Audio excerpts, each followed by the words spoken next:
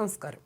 അഭിനേതാക്കൾ പ്രതിഫലം കുറയ്ക്കണമെന്ന നിർമ്മാതാക്കളുടെ സംഘടനയുടെ ആവശ്യം തള്ളാനെന്ന തരത്തിൽ ചലച്ചിത്ര താരങ്ങളുടെ സംഘടനയായ അമ്മയുടെ യോഗം ചേർന്നതിന് പിന്നിൽ ഹേമ കമ്മിറ്റി ഭയം. ഹേമ കമ്മിറ്റിയുടെ റിപ്പോർട്ടിന്റെ അടിസ്ഥാനത്തിൽ പോലീസിന് മുന്നിലുള്ള വെളിപ്പെടുത്തലിന്റെ അടിസ്ഥാനത്തിൽ കേസെടുക്കാമെന്ന് സുപ്രീം കോടതി നിർദ്ദേശിച്ചിരുന്നു. ഹൈക്കോടതിക്ക് മുമ്പിൽ പ്രത്യേക അന്വേഷണ സംഘം നൽകിയ റിപ്പോർട്ടുമുണ്ട്.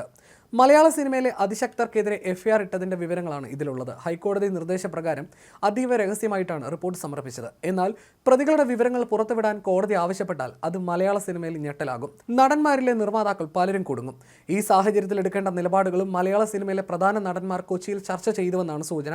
നിർമ്മാതാക്കളുടെ സമര തീരുമാനം അംഗീകരിക്കാൻ കഴിയില്ലെന്നും ചലച്ചിത്ര താരങ്ങൾ സിനിമയിൽ അഭിനയിക്കുന്നതും നിർമ്മിക്കുന്നതിലും ഇടപെടുന്നത് അംഗീകരിക്കാൻ കഴിയില്ലെന്നും അമ്മ വ്യക്തമാക്കുന്നുണ്ട്. ഈ വിഷയത്തിൽ താരസംഘടനയ്ക്ക് പ്രതീക്ഷിച്ച പിന്തുണ കിട്ടിയില്ല. നിർമ്മാതാക്കളുടെ സംഘടന പൊളിക്കാനുള്ള നീക്കവും നടന്നില്ല. നിർമ്മാതാക്കളുടെ സംഘടന ഒറ്റക്കെട്ടായി മുന്നോട്ട് പോവുകയാണ്. സിനിമാ വ്യവസായത്തിന്റെ നഷ്ടം നടന്മാർ കൂടി ഏറ്റെടുക്കണമെന്നത് മാത്രമാണ് അവരുടെ ആവശ്യം. 25 കോടി പ്രതിഫലം വാങ്ങുന്ന നടന്മാർ മലയാളത്തിലുണ്ട്. ഇത് മലയാള സിനിമാ വ്യവസായത്തെ തകർക്കുമെന്നത് തിയേറ്റർ ഉടമകളും നിർമ്മാതാക്കളിൽ ബഹുഭൂരിപക്ഷവും അംഗീകരിക്കുന്നു. സാങ്കേതിക വിദഗ്ധർക്കും ഇതേ നിലപാടാണ്. ഇതോടെ താരസംഘടന വിഷയത്തിൽ ഒറ്റപ്പെട്ടു. നിർമ്മാതാക്കളുടെ യോഗത്തിന് താരസംഘടനയുടെ പിന്തുണയിൽ നിർമ്മാതാക്കളെ വിമർശിക്കാനെത്തിയ ആന്റണി പെരുമ്പാവൂർ തീർത്തും ഒറ്റപ്പെട്ടു.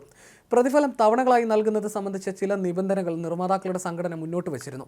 ഇക്കാര്യത്തിൽ ചർച്ചകൾക്ക് നിലപാട് മയപ്പെടുത്തുന്നതിനും താരങ്ങൾ തയ്യാറാകും. അല്ലാത്തപക്ഷം ഹേമ കമ്മിറ്റിയിൽ കുടുങ്ങുന്നവരെ മറ്റാരും പിന്തുണയ്ക്കില്ല.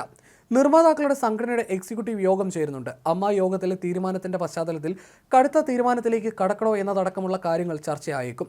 യോഗത്തിൽ പങ്കെടുക്കുന്നതിനായി ആന്റണി പെരുമ്പാവൂർ എത്തില്ല എന്നാണ് വിവരം. നിർമ്മാതാവ് സുരേഷ് കുമാർ യോഗത്തിൽ പങ്കെടുക്കും. ഒരു മേശയ്ക്ക് അപ്പുറവും ഇപ്പുറവും ഇരുന്ന് ചർച്ച ചെയ്താൽ തീരാവുന്നതേയുള്ളൂ ഇപ്പോഴത്തെ പ്രശ്നമെന്നാണ് നേരത്തെ ലിസ്റ്റിൻ സ്റ്റീഫൻ മാധ്യമങ്ങളോട് പറഞ്ഞത്. ഈ സാഹചര്യത്തിൽ കൂടിയാണ് താരസംഘടനയുടെ യോഗം ചേർന്നത്. ചലച്ചിത്ര താരങ്ങളായ മോഹൻലാൽ, സുരേഷ് ഗോപി, മഞ്ജു പിള്ള, ബേസിൽ ജോസഫ്, അൻസിബ, ടൊവിനോ തോമസ്, സായികുമാർ, വിജയരാഘവൻ തുടങ്ങിയ താരങ്ങൾ യോഗത്തിൽ പങ്കെടുക്കുന്നതിനായി കൊച്ചിയിലെ അമ്മ ഓഫീസിലെത്തിയിരുന്നു. പ്രതിഫല വിഷയവുമായി ബന്ധപ്പെട്ട് വലിയ ചർച്ചകൾ നടക്കുന്ന സാഹചര്യത്തിലാണ് നിർണായക യോഗം വിളിച്ചു ചേർത്തതെന്നാണ് സൂചന. കൊച്ചിയിലുള്ള താരങ്ങളോടെല്ലാം യോഗത്തിൽ പങ്കെടുക്കണമെന്ന് ആവശ്യപ്പെട്ടുകൊണ്ടാണ് അടിയന്തര യോഗം വിളിച്ചു ചേർത്തത്. എന്നിട്ടും കുറച്ചുപേർ മാത്രമാണ് എത്തിയത്.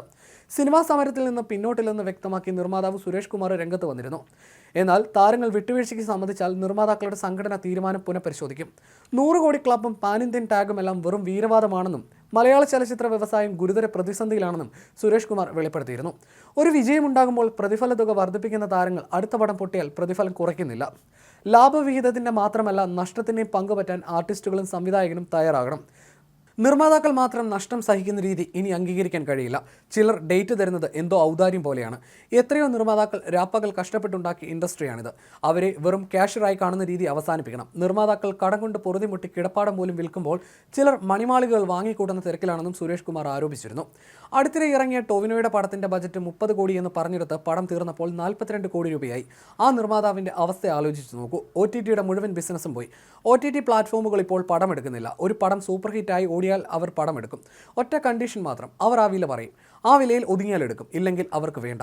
എല്ലാ ഭാഷയിലെയും ചിത്രങ്ങളും OTT ഇങ്ങനെയാണ് എടുക്കുന്നത്. ഹിന്ദിയിൽ അക്ഷയ് കുമാറിന്റെ പടങ്ങൾ സ്ഥിരമായി പൊട്ടി തുടങ്ങിയപ്പോൾ 100 കോടി പ്രതിഫലം വാങ്ങിയിരുന്ന ആളിപ്പോൾ കുറച്ച് 40 കോടിയാക്കി. അതുപോലെ ഇവിടെയും ചെയ്യട്ടെ. കോടികൾക്ക് ഒരു വിലയുമില്ലേ? ആർട്ടിസ്റ്റുകൾ എന്നാണ് പടം നിർമ്മിക്കാൻ തുടങ്ങിയത്. കോവിഡിന് മുൻപ് വരെ 2 നടന്മാരാണ് ഇവിടെ പടങ്ങൾ നിർമ്മിച്ചിരുന്നത്, മോഹൻലാലും ദിലീപും. ബാക്കിയുള്ളവരെല്ലാം കോവിഡിന് ശേഷം OTT പ്രചാരത്തിൽ വന്നതോടെയാണ് പ്രൊഡക്ഷൻ തുടങ്ങിയത്. എല്ലാം എനിക്ക് പോരട്ടെ എന്നൊരു വിചാരമാണ് ഇതിന് പിന്നിൽ. ഇപ്പോൾ OTTക്ക് പടങ്ങൾ വേണ്ട. ആർട്ടിസ്റ്റുകളിൽ പലരും ഇപ്പോൾ നിർമ്മാതാവിനെ വിളിച്ചിട്ട് 50% എന്നൊരു കണക്ക് കൊണ്ടുവരുന്നുണ്ട്. നിർമ്മാതാവ് പണം മുടക്കും, അവർ പ്രൊഡക്ഷൻ നോക്കണം. നിർമ്മാതാവിന് പിന്നെ എന്താണ് പണി? ക്യാഷർ എന്ന് പറഞ്ഞാൽ പോരെ. പ്രൊഡ്യൂസർ ക്യാഷറായി മാറുന്ന അവസ്ഥയാണ്. സുരേഷ് കുമാർ പ്രതികരിച്ചത് ഇങ്ങനെയാണ്. 140 ദിവസമൊക്കെയാണ് ഇപ്പോൾ ഒരു സിനിമയുടെ ചിത്രീകരണം നടക്കുന്നത്. അതിൻ്റെ ചെലവ് ആലോചിച്ച് നോക്കൂ. ഒരു പടത്തിൻ്റെ ക്രൂ 150 മുതൽ 200 പേർ വരെയാണ്. ബാറ്റ കൊടുത്ത് തന്നെ മുടിയുന്നു. അതുകൂടാതെ ആർട്ടിസ്റ്റുകൾ ക്യാരവനുമായാകും ലൊക്കേഷനിലെത്തുക. അതിൻ്റെ വാടക അവർ വാങ്ങും. ഒരു ആർട്ടിസ്റ്റിൻ്റെ കൂടെ makeup man, costumer, gym trainer തുടങ്ങി 7-8 പേർ വരും. അവർക്കെല്ലാവർക്കും പ്രൊഡ്യൂസർ ചെലവിന് കൊടുക്കണം. ഒരു പടം ചെയ്യാൻ ഒരു പ്രൊഡ്യൂസർ വന്നാൽ അവനെ കുത്തുപാള എടുപ്പിച്ചിട്ടേ വിടൂ. പടം തുടങ്ങുന്നത് വരെ പ്രൊഡ്യൂസർ വേണം. പടം തുടങ്ങിക്കഴിഞ്ഞാൽ ഇവരുടെ സ്വഭാവം മാറുമെന്ന് സുരേഷ് കുമാർ പറഞ്ഞിരുന്നു. പ്രൊഡ്യൂസർ ഇല്ലെങ്കിൽ നടന്മാരും സംവിധായകരും ഉണ്ടാകുമോ എന്ന ചോദ്യമാണ് സുരേഷ് കുമാർ ഉയർത്തുന്നത്.